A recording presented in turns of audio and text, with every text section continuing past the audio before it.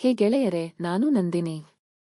ನನ್ನದು ಅಚ್ಚುಕಟ್ಟಾಗಿರುವ ಮೈಮಾಟ, ಒಳ್ಳೆಯ 2 ಹೂವುಗಳು ಮತ್ತು ಚೆನ್ನಾಗಿರುವ ದೊಡ್ಡ ಹಿಂದಿನ ಚೆಂಡುಗಳು. ನನ್ನೊಂದಿಗೆ ನಡೆದ ಒಂದು ಘಟನೆಯನ್ನು ಹಂಚಿಕೊಳ್ಳಲು ಬಂದಿರುವೆ.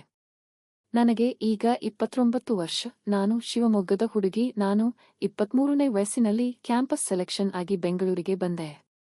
ನಾನು ಬೆಂಗಳೂರಿಗೆ ಬಂದಾಗ ಒಬ್ಬ ಹುಡುಗ ನನಗೆ ಟ್ರೈನ್ನಲ್ಲಿ ಪರಿಚಯ ಆಗುತ್ತಾನೆ. ಅವನ ಹೆಸರು ನಾಗೇಶ್. ವಿಪರ್ಯಾಸ ಎಂದರೆ ಅವನು ಅದೇ ಕಂಪನಿ ಅಲ್ಲಿ ಕೆಲಸ ಮಾಡೋದು. ನಾನು ಕಂಪನಿ ಬಗ್ಗೆ ಎಲ್ಲ ತಿಳಿದುಕೊಂಡೆ. ಅವನು ಬೆಂಗಳೂರಿನಲ್ಲಿ ಒಂದು ಬಾಡಿಗೆ ಮನೆಯಲ್ಲಿ ಇರೋದು. ನೀನು ಭಗನಲ್ಲಿ ಏಕೆ ಇರುವುದಿಲ್ಲ ಎಂದು ಕೇಳಿದಾಗ ಅವನ ಉತ್ತರ ಹೀಗಿತ್ತು: ನಮ್ಮ ಕಂಪನಿ ಅಲ್ಲಿಂದ ತುಂಬಾ ಸಮೀಪ ಆಗುತ್ತೆ ಮತ್ತು ಭಗಗಿಂತ ನಾನು ನನ್ನ ಕೈಯಾರೆ ಒಳ್ಳೆಯ ಅಡುಗೆ ಮಾಡಿಕೊಳ್ಳಬಲ್ಲೆ.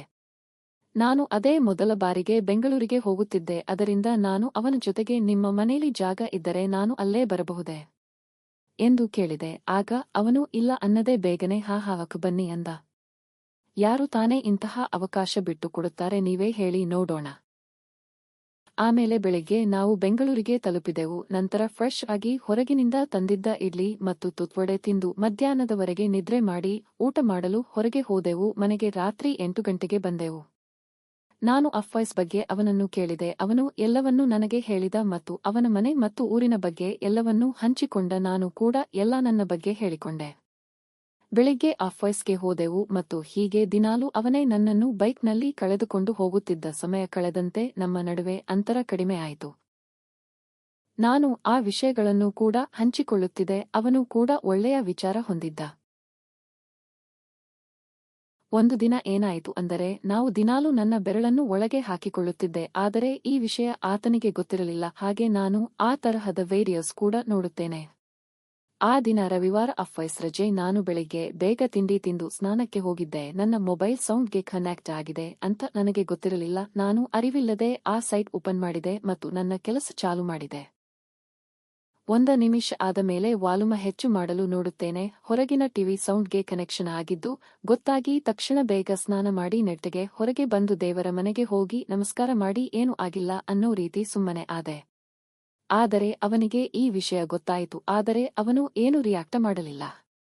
ಆದರೆ ಇದಾದ ಬಳಿಕ ಅವನು ಎಂದಿನಂತೆ ನಾರ್ಮಲ ಇದ್ದ. ಆದರೆ ನನಗೆ ಅವನ ಹತ್ತಿರ ಮಾತನಾಡುವಾಗ ಏನೋ ಮುಜುಗರ, ಯಾಕೆ ಗೊತ್ತಿಲ್ಲ. ಅವನು ಸುಮ್ಮನಿರುವುದು ನನಗೆ ಚೆನ್ನಾಗಿ ಅನ್ನಿಸಲಿಲ್ಲ.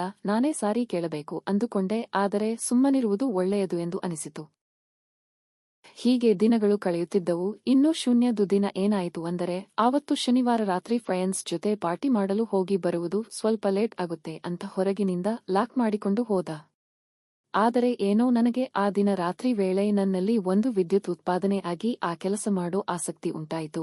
ನಾನು ನೋಡಲು ಚಾಲು ಮಾಡಿದೆ. ಸತತ 1 ಗಂಟೆ ನೋಡಿದೆ. ಅದಾದ ಬಳಿಕ ಬೆಡ್ರೂಮ್ಗೆ ಹೋಗಿ ಸಣ್ಣ ಬೆಳಕು ಹಚ್ಚಿ ಬೆರಳಿನ ಚಮತ್ಕಾರ ಮಾಡುತ್ತಿದ್ದೆ. ಆಗ ಫೋನ್ ರಿಂಗ್ ಶಬ್ದ ಕೇಳಿಸಿ ನೋಡಿದರೆ ಬಾಗಿಲಿನ ಮರಿಗೆ ನಿಂತು ನಾಗೇಶ್ ನನ್ನನ್ನು ನೋಡುತ್ತಿದ್ದ.